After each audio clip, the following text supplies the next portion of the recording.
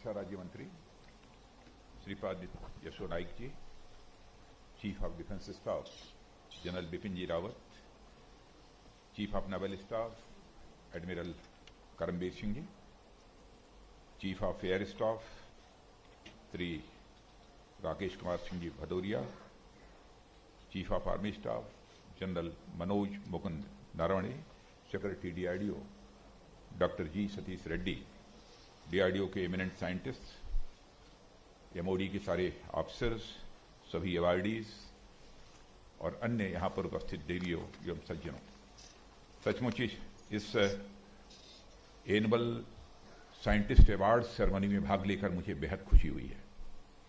सामान्यतः जब किसी को अवार्ड मिलता है तो उसको लोग बधाई देते हैं, कांग्रेचुलेट करते हैं, लेकिन मैं अपने को केवल यहीं तक सीमित नहीं रखना चाहता हूं, क्योंकि मैं जानता हूं कि हम भारत को सुपर पावर बनाना चाहते हैं, तो उसके लिए आवश्यक है कि भारत सुपर पावर बनने के लिए सुपर इकोनॉमिक पावर भी बने और साथ ही साथ सुपर मिलिट्री पावर भी बने। और उसमें मेजर कंट्रीब्यूशन यदि किसी का हो सकता है तो आप जैसे वैज्ञानिकों का हो सकता है और है।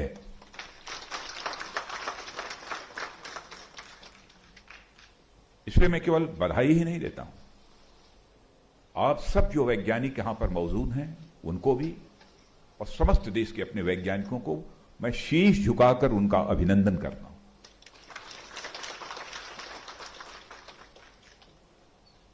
पर्दे के पीछे रहकर देश के लिए जो कंट्रीब्यूशन आपके द्वारा किया जा रहा है, शायद देश का आम आदमी इसको नहीं समझ सकता है। आपने कभी इस बात की चिंता ही नहीं की कि हमको इससे शोहरत मिलेगी कि नहीं मिलेगी। सारी जिंदगी आपने खपा दी और मुझे यह बतलाया गया कि 70 साल, 72 साल, 74 साल की उम्र में भी, रिटायर होने के बाद भी लोग इस काम में लगे हुए हैं। इससे बड़ी देशभक्ति, इससे बड़ा पेट्रियटिज्म का दूसरा मिसाल और क्या हो सकता है।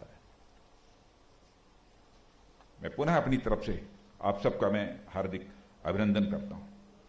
और ऐसे कार्यक्रमों की अहमियत होती है जिसमें कि पुरस्कार दिया जाता है वैज्ञानिकों को अथवा जो अचीवर्स होते हैं,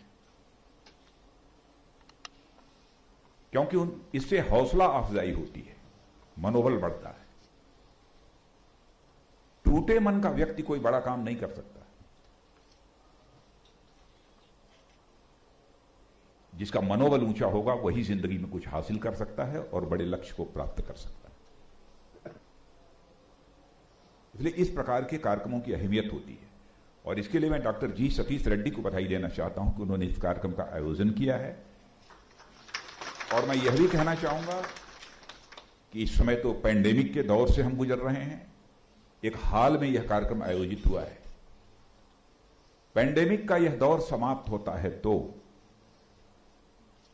बड़े स्तर पर भले ही हमारे 10 वैज्ञानिकों को ही क्यों न सम्मानित करना हो, 10 वैज्ञानिकों को ही क्यों न अवार्ड देना हो, बड़े स्तर पर खुले मैदान में यह आयोजन किया जाना चाहिए और वैज्ञानिकों को सम्मानित किया जाना चाहिए। देश समझे, दुनिया समझे कि इनका कितना बड़ा कंट्रीब्यूशन है, यह क्या कर रहे हैं। और मैं जानता हूं टेक्नोलॉजी हो, सेल्फ रिलायंस हो अथवा परफॉर्मेंस एक्सलेंस के क्षेत्र में जो प्रगति हुई है, जो कामयाबी हम लोगों की को हासिल हुई है, उसका पूरा श्रेय यदि किसी को जाता है तो आप जैसे वैज्ञानिकों को ही इसका पूरा श्रेय जाता है।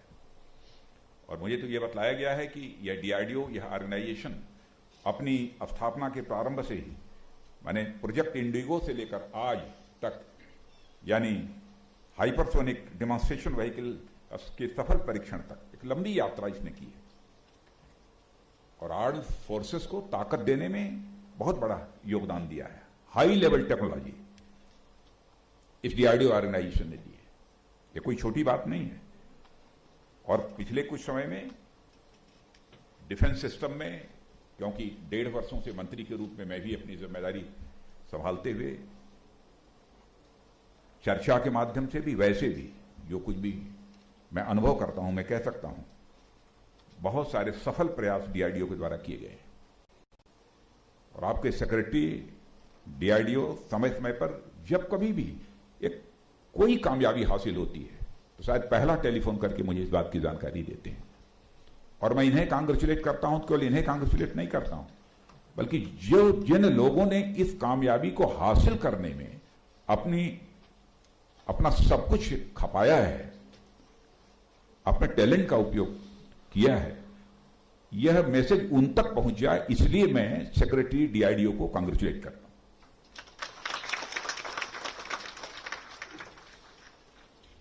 और मैं कह सकता हूं कि चाहे वह मल्टी रोल फाइटर एयरक्राफ्ट हो, तेजस हो, चाहे बैलिस्टिक मिसाइल सिस्टम हो, अंडर वाटर सिस्टम्स हैं, यह सब सारे राडार सिस्टम हो, इन सभी सारी चीजों ने हमारी आर्म्ड फोर्सेस की कैपेसिटी को भी बढ़ाया है और हमारी आर्म्ड फोर्सेस की कैपेबिलिटी को भी इसको बढ़ाया है। आज हिम्मत के साथ हम कहते हैं ना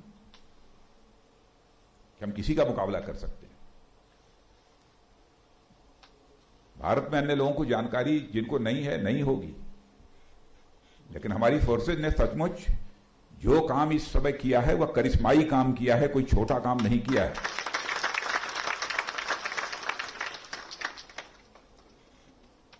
इसमें एक बड़ा कंट्रीब्यूशन हमारी फोर्सेस का है, लेकिन वहीं पर आप वैज्ञानिकों का, यदि आपने हाई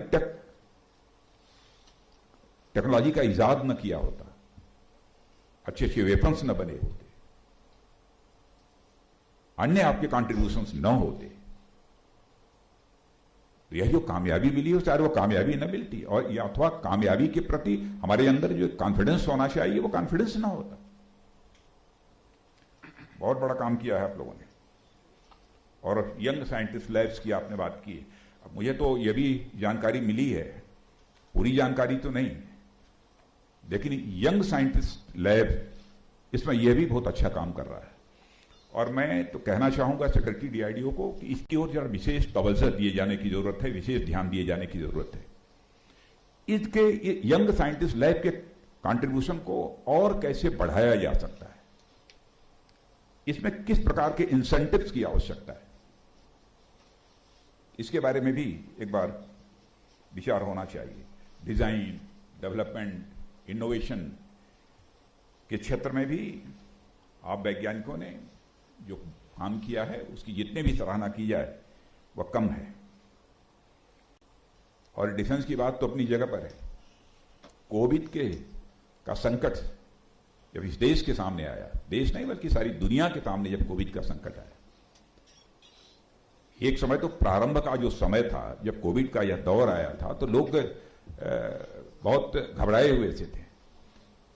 डॉक्टर से, हम लोगों से बातचीत में कहते थे साहब हमारे यहाँ वेंटिलेटर नहीं है, हमारे यहाँ सैनिटाइजर्स इतने नहीं मिलेंगे, इतना मास्क बहुत समय लगेगा, लंबा समय लगेगा। लेकिन डीआरडीओ ने वेंटिलेटर्स बनाने में मास्क, पीपीई किट्स, यह सब सारा और सैनिटाइजर्स वगैरह जो काम किया है उसकी जितने भी सराहना की जाए वो कम है। मैं बधाई देना चाहता हूं डीआरडीओ को। और इतना ही नहीं, दिल्ली में और एक शायद बिहार में भी, बिहार में कोविड के दो हॉस्पिटल्स भी खड़े कर दिए। और लोग ये बतलाते हैं कि उन हॉस्पिटल्स में जो लोग लौट कर आए हैं वो मुझे बतलाते हैं कि बहुत अच्छी फैसिलिटीज वहां पर है, उन्हें किसी प्रकार की कोई कठिनाई नहीं होती। भारत को हमारे प्रधानमंत्री जी ने कहा है कि हम आत्मनिर्भर भारत बनाना चाहते हैं, तो हमारे chief of defence staff general Bipin Rawat ने भी आपको ये बतलाया है कि कल ही हम लोगों ने जो डीएसी में फैसला किया है कि लगभग 27-28 हजार करोड़ का रहा होगा, जिसमें कि 26 या 27 हजार करोड़ का केवल इंडिजिनस आइटम हम लोग खरीद रहे हैं। उसमें भी किसका कंट्रीब्यूशन है? कंट्रीब्यूशन है तो आप जैसे वैज्ञानिकों का ही कंट्रीब्यूशन है। और साथ ही साथ आपने पेटेंट टेक्नोलॉजी ट्रांसफर से इस भारत की इंडस्ट्रीज को एक इंडिजिनाइजेशन की दृष्टि से काफी हद तक मदद की है, ऐसा मेरा ये मानना है। और डीआरडीओ में तो पब्लिक, प्राइवेट और एकेडमिया की और से पार्टनरशिप करके साथ ही साथ जो रिसर्चर और यूजर के बीच में भी तालमेल बढ़ाने का एक बहुत ही महत्वपूर्ण काम किया है। ये जानकारी मुझे दी गई, इसलिए मैंने वो सब क्या किया है उसका मैंने नोट ले रखा है। लेकिन यह मैं कहना चाहूँगा, ग्लोबल सिचुएशन, वैश्विक परिस्थितियाँ बदल रही हैं और साथ ही साथ जो डिफेंस के इक्वेशंस होते हैं, रक्षा के जो समीकरण होते हैं, यह भी तेजी के साथ बदल रहे हैं। इन बदली हुई परिस्थितियों में हम क्या कर सकते हैं, इसके बारे में मैं समझता हूं कि कहना यह मेरा रक्षा मंत्री होने के नाते फर्ज है, इसलिए मैं कह रहा हूं। लेकिन हमसे ज्यादा आप सोच रहे होंगे, ऐसा मेरा विश्वास है। आप कर रहे होंगे, मैं पूरी तरह से आश्वस्त हूं। साइबर वारफेयर का सवाल है, स्पेस में भी के क्षेत्र में भी बहुत सारे चैलेंजेस इस समय हम लोगों के सामने हैं और मैंने देखा कि इस क्षेत्र में भी जिन वैज्ञानिकों ने काम किया है उनको आज यहां पर पुरस्कृत किया गया है। और जो भी चैलेंजेस हैं उनका मेरा यह मानना है कि रियलिस्टिक असेसमेंट उसका किया जाना चाहिए। रियलिस्टिक असेसमेंट भी अपने में महत्वपूर्ण है। जब तक रियलिस्टिक असेसमेंट नहीं होगा तो उन चैलेंजेस को मीट आउट करने के लिए जो कुछ भी आपको करना चाहिए वो कैसे कर पाएंगे, इसलिए वो भी किया जाना चाहिए।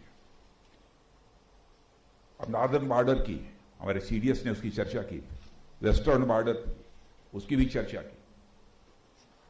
इस समय इन दोनों बॉर्डर पर भी जो चैलेंजेज हैं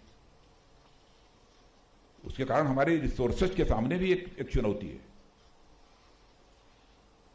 लेकिन बॉर्डर्स पर हमको कामयाबी मिले, इसमें रिसोर्सेज की कमी हमारी सरकार नहीं आने देगी, हमारे प्राइम मिनिस्टर नहीं आने देंगे। मैं पूरे कॉन्फिडेंस के साथ में कह सकता हूं, नहीं आने देंगे। और लेकिन फिर भी हमें अपने कोविड के कारण भी देश की इकोनॉमी पर जो एक एडवर्स इंपैक्ट हुआ है उससे भी आप परिचित हैं।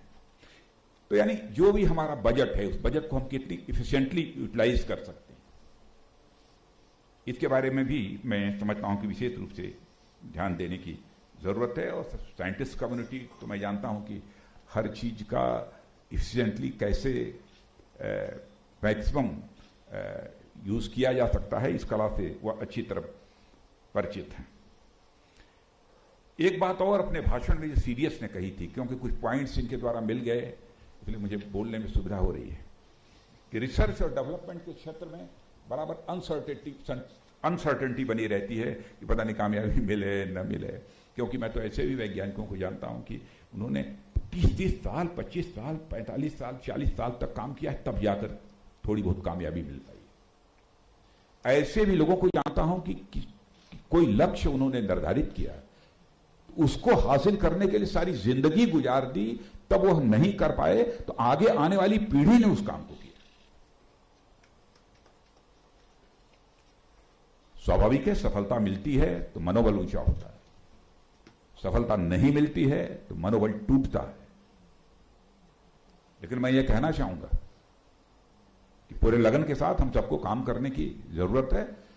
असफलता मिल जाए तब भी 100% अचीवमेंट नहीं, बल्कि इस कॉन्फिडेंस से काम करने की जरूरत है कि हम 200% अचीवमेंट हासिल करेंगे। इस कॉन्फिडेंस के साथ हमको काम करते रहने की जरूरत है। और इस दिशा में आप सब लोग काम कर रहे हैं, सचमुच मुझे इस बात की बेहद खुशी है।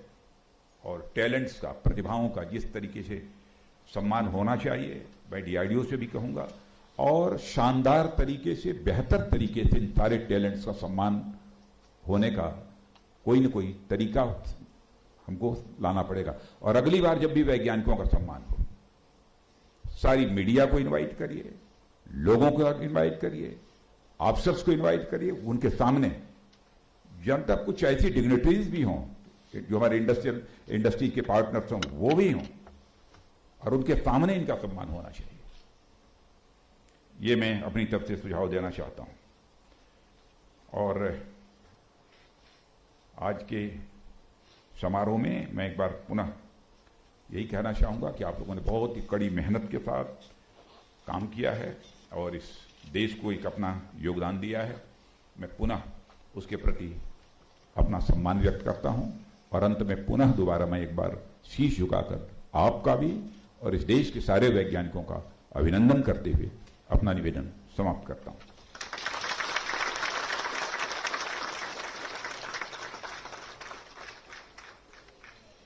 हमारा मनोबल बढ़ाने के लिए बहुत बहुत धन्यवाद महोदय।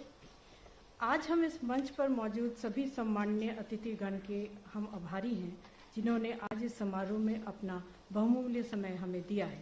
मैं doctor ji Satish Reddy, secretary DDR&D एवं चेयरमैन DRDO से अनुरोध करती हूँ कि Subscribe to our channel by clicking the subscribe button.